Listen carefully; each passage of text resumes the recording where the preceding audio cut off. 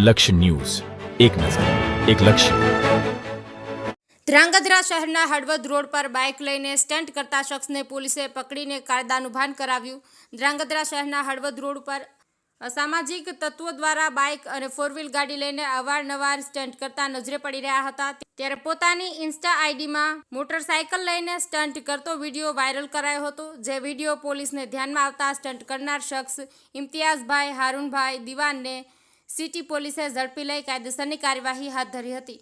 બ્રિજેશ ત્રિવેદી, સુરેન્દ્રનગર. મારું નામ ઇમ્તિયાઝભાઈ હારૂનભાઈ દિવાન છે. હું ધ્રાંગધ્રામાં રહું છું. કાલે હળવદ રોડ ધ્રાંગધ્રામાં મારો વિડીયો વાયરલ થયો હતો.